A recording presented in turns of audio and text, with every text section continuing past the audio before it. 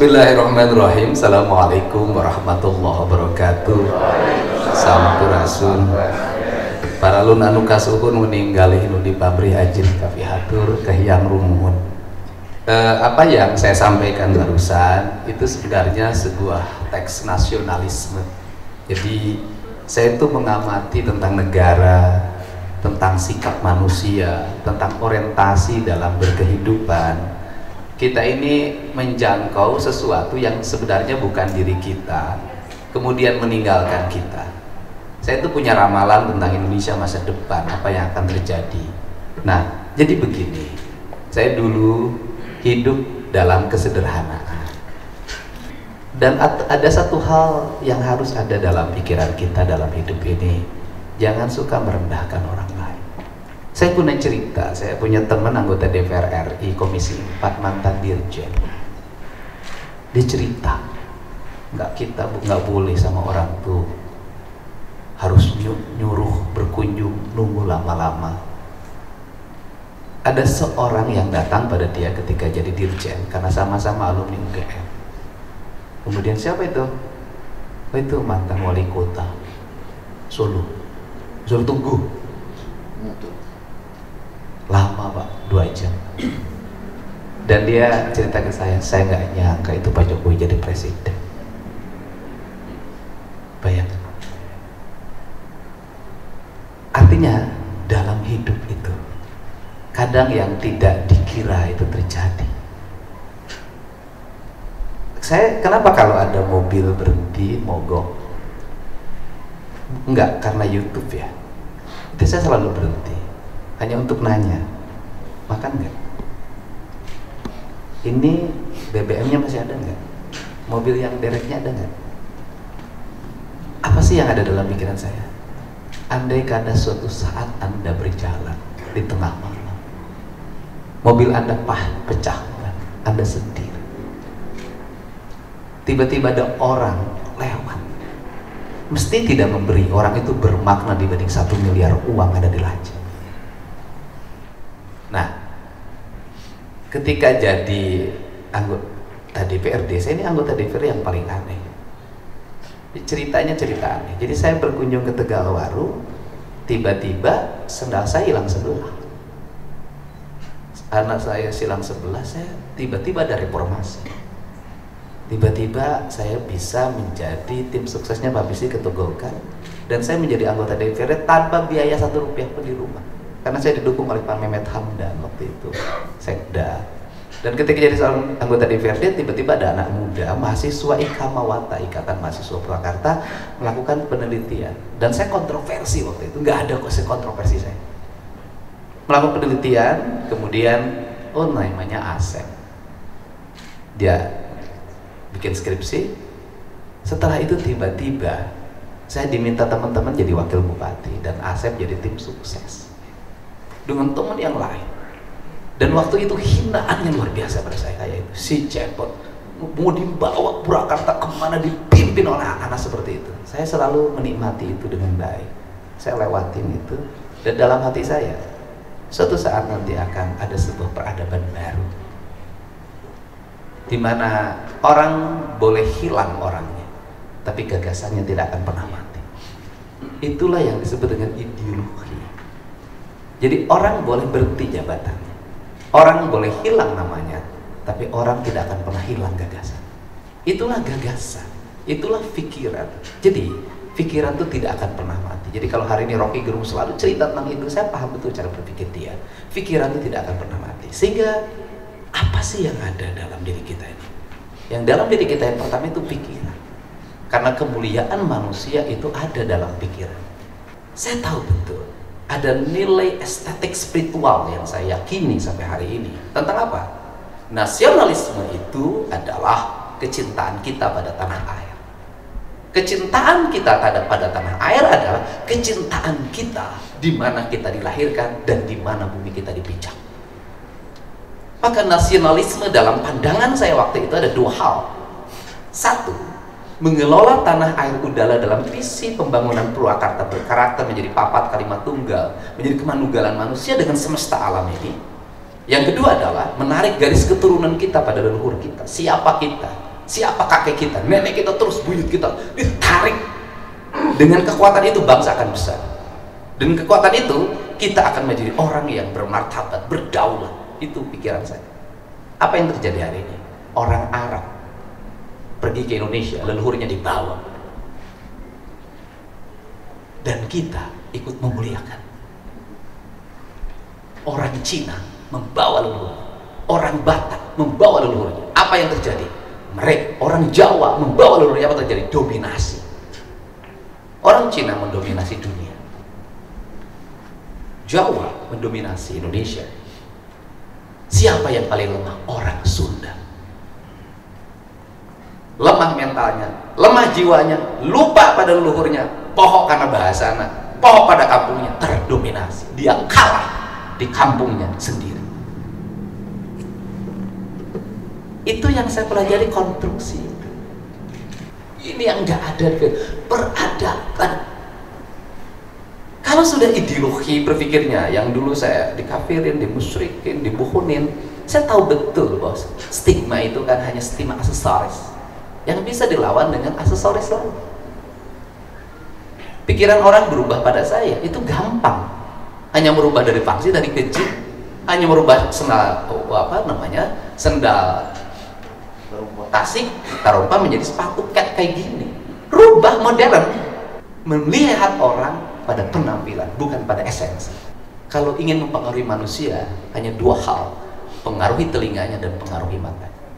Manusia itu akan jatuh dalam sebuah pelukan, tidak akan pernah lepas manakala dua hal, dia dimanjakan dalam suara dan dia dimanjakan dalam pandangan. Dan yang bisa menghancurkan manusia adalah suara. Kiamat itu karena ada dentuman, bom atom itu suara itu pelan menghancurkan, keras menghancurkan. Laki-laki bisa jatuh ke tangan perempuan dan tidak berdaya hanya oleh suara. Aku mencintai, selesai. Bukan.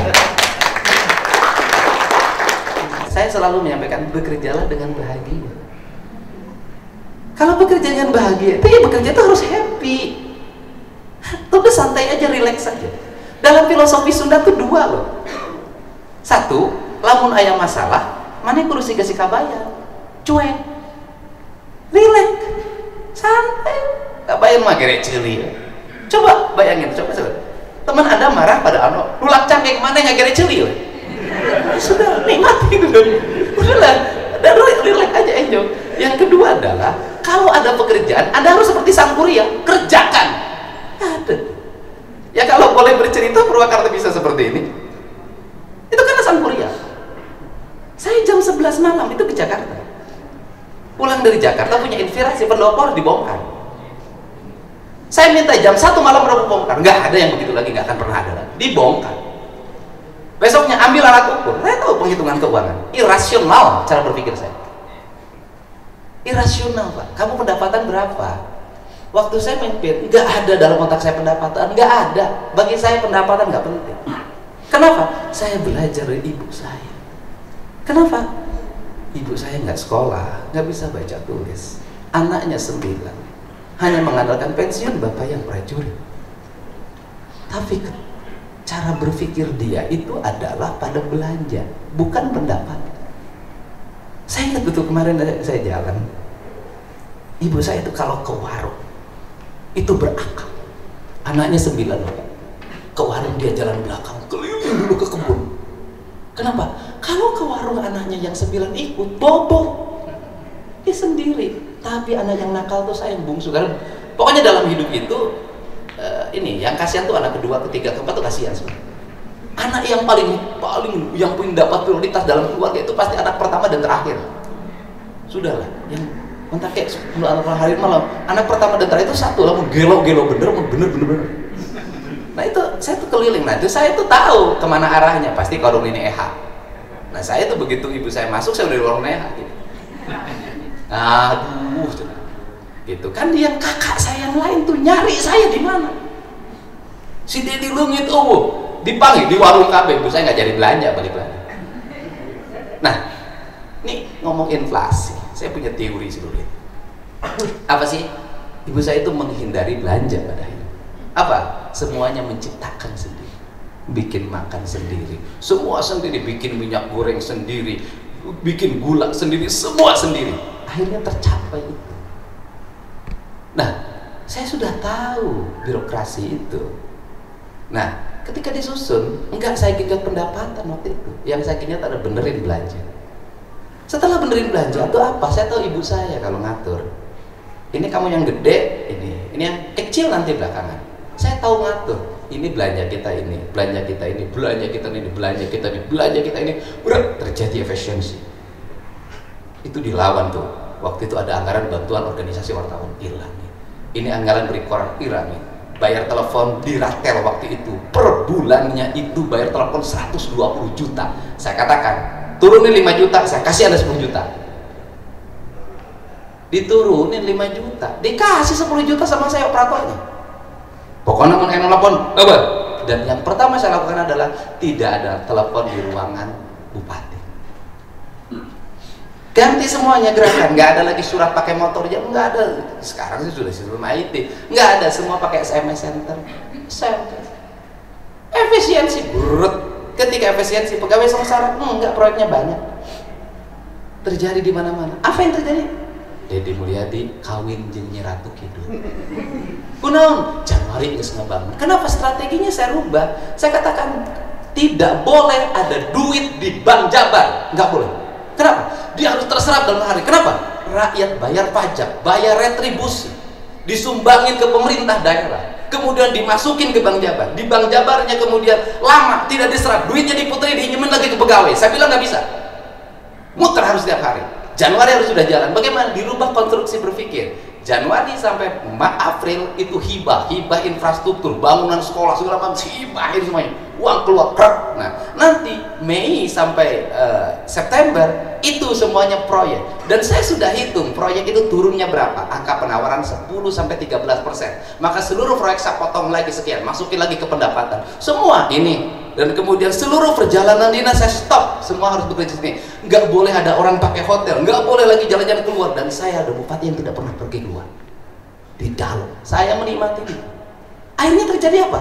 Gedung-gedung Pemda bagus, nggak boleh lagi sewa di Harvard, nggak boleh di Plaza, berapa inefisiensi. Pakai gedung ini, aset kita, uang kita gunain untuk apa? Rakyat miskin, rumah, pendidikan, anak-anak, semua untuk bangsa ini tatapan. Kenapa? Indonesia dalam jangka panjang dimulai dari Purwakarta harus punya namanya investasi.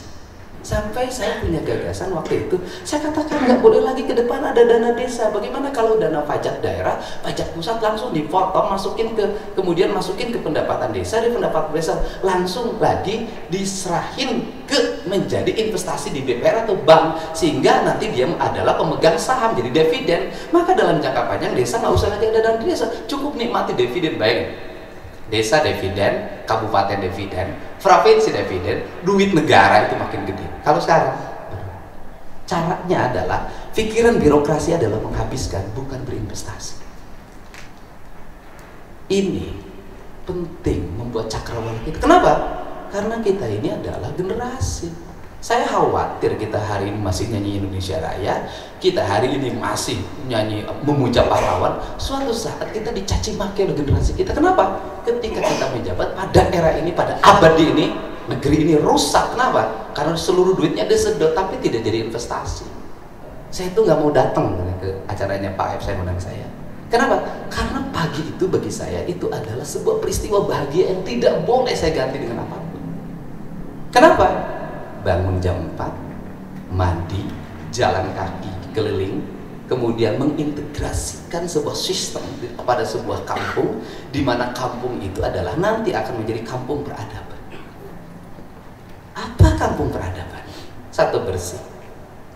Yang kedua, masyarakatnya sudah mandiri, terintegrasi. Orang punya peternakan, peternakan melahirkan kotoran, kotorannya kemudian dikelola secara profesional, kemudian menjadi pupuk dan menjadi energi, kemudian dialirkan ke sawah. Nanti sawahnya tumbuh menjadi padi, padinya hasil ciptaan sendiri. Jadi saya, kalau saya bilang pembangunan berkarakter itu, saya baru menikmati itu sekarang bisa mewujud. 10 tahun saya nggak bisa. Kenapa? Birokrasi susah. Saya dulu ngasih di Rancadara ke Dinas Peternakan, bikin yang namanya konsep pertanian terintegrasi, peternakan, perikanan, kemudian pertanian menjadi satu sistem. Apa yang terjadi? Sapi naparae, ya kan? Airnya kering. Nah, hari ini itu saya bisa mewujudkan itu tanpa biaya. Berawal dari mana? Berawal ada seorang anak muda namanya Aswin, asal Karawang, 40 hari puasa. Pengen ketemu saya. Hanya intinya apa? Saya ingin mengabdikan diri pada sebuah nilai Siliwangi, bahwa saya punya kemampuan analisis biologi. Saya bilang, kamu jangan dulu ngomong tinggi. Kamu saya kasih contoh, saya kasih satu petak sawah, kamu keluar. Dan dia berhasil merubah kotoran sapi, air kencing sapi menjadi sebuah pupuk berkualitas tinggi. Setelah itu apa lagi? Cangkang telur dikelola menjadi fosfor, tulang dikelola menjadi kalium. Kemudian batang daun cau, kulit cau berubah menjadi kalsium, disatu integrasikan. Kemudian dia merubah tata kelola pertanian bibit yang asalnya beli di luar menjadi menciptakan sendiri, yang dalam musim tanam 2-3 tahun ke depan itu akan ada sebuah pertanian di Indonesia kayak di Jepang, dengan 1 hektar melahirkan 15 ton, dan itu organik. Yang gini karya. Kalau sudah seperti ini dinikmati, hidup jalan, menikmati pematang sawah, menganalisis sesuatu, malam bertemu dengan warga, cerita tentang ekonominya cerita tentang domba, tentang sapi, segala macam. Kenapa? Karena itu akan menjadi sendi bagi kemajuan bangsa. Itulah cerita. Orang seperti saya itu bahagianya apa sih? Bahagianya adalah karya-karyanya diterusin. Nah itu, ideologi itu begitu, bahagianya karya-karyanya diterusin. Udah selesai, udah lihat ini bagus, udah bagus. Lihat anak-anak yang dididiknya tumbuh hebat, tumbuh punya kualitas diri, dan kemudian ketika ngomong berkualitas, ketika bertindak berkualitas, ketika memimpin berkualitas. Kan dulu ini kantor dinas pendidikan kan tahu kualitasnya seperti apa, ya kan? Ya tahu gitu. Kemudian yang satu itu dipindahin ke sana, kan mindahin juga bukan perkara mudah, egonya kan tinggi, kan susah. Pindahin ku aing salah bentuk pindah ku aing saya isukan gitu. Pindah ke sana. Bahkan lahirlah gedung Bare Guru Linuhung. Jadi setiap tempat itu selalu saya kasih nama. Untuk apa? Membangun branding. Kalau sudah punya branding mahal. Anda itu, tas itu kualitasnya hampir sama. Yang apa sih yang bedakan mahal? Merek.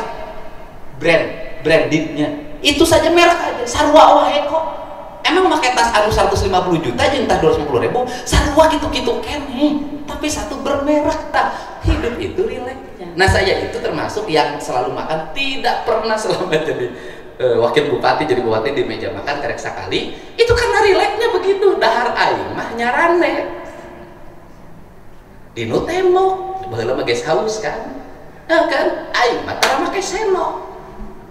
Nah, karena mulut saya dengan tangan saya penuh cinta. Ngeunah wae, manya leungeun aing mencintai mulut aing diwakilkeun ka sendok. Teu bisa dong. Halus oleh tangan dikit kayak diletakkan. Ya kan? Itu kan nikmatna itu. Nah, sok sia salah siap wakilkeun ka batur. Teu bisa. Tepuk tangan, bro. Senyum. Make meja mun dibarang kating nek dahar ge lila. Kudu mejana disiapkeun, nyen tatakan, piringna disusun, anu dipake hiji, piring disusun 2, ieu tatak, ieu. Terus ieu kudu sendok, daharna kudu diangkat, kumaha aing we ari sia. Kan diangkat kieu. Yang seperti itu depresi loh. Anda capek, Anda tidak dinikmati hidupnya. Bangun, geus padahal we jeung pamimpin mah di meja kan aya gempeur bisnis salah yang nyaho. Berkieu. Ayang nyampe itu tuh wani cicing gitu kan.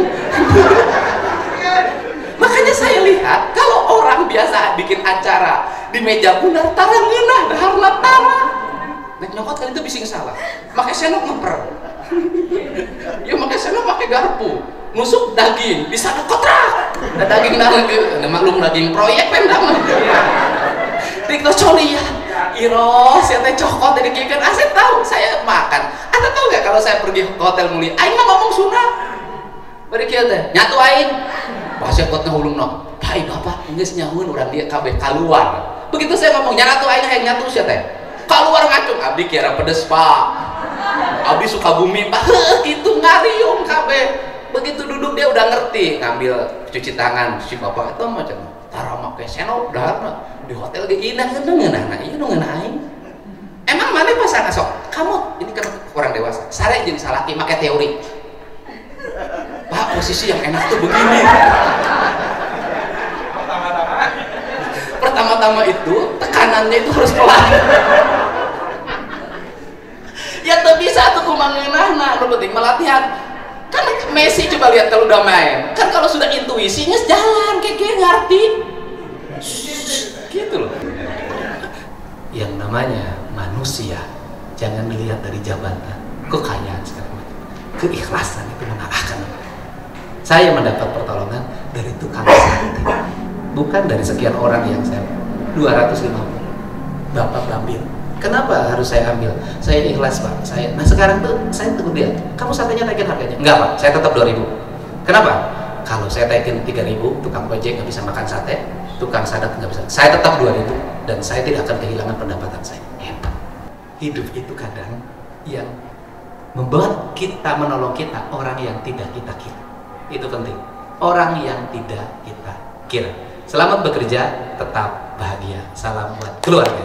Purwakarta tetap istimewa. Assalamualaikum warahmatullahi wabarakatuh.